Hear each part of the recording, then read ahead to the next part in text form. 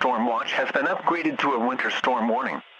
Winter storm warning in effect from 1 p.m. Sunday to 1 p.m. Central Standard Time Monday. The National Weather Service in Hazleton has issued a winter storm warning for portions of north-central Keysota, which is in effect from 1 p.m. Sunday to 1 p.m. Eastern Standard Time Monday. The winter storm watch is no longer in effect. Locations: extreme north-central Keysota, generally north of a line from Walnut Grove to Viroqua to Redmond. Hazard types: snow.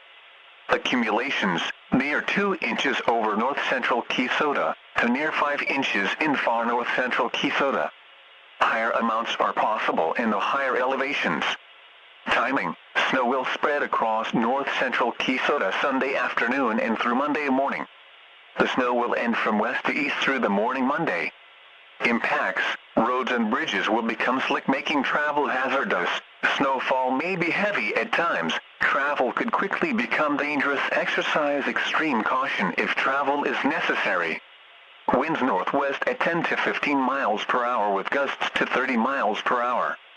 Temperatures: Friday afternoon temperatures will be in the low to mid-30s. Temperatures will fall into the upper 10s and 20s overnight into Monday morning. Highs Monday will struggle to rise into the low 30s. A winter storm warning means significant amounts of snow are expected or occurring. Significant amounts of snow are forecast that will make travel dangerous. Only travel in an emergency. If you must travel, keep an extra flashlight, food, and water in your vehicle in case of an emergency. Strong winds are also possible, which will also make travel very hazardous or impossible.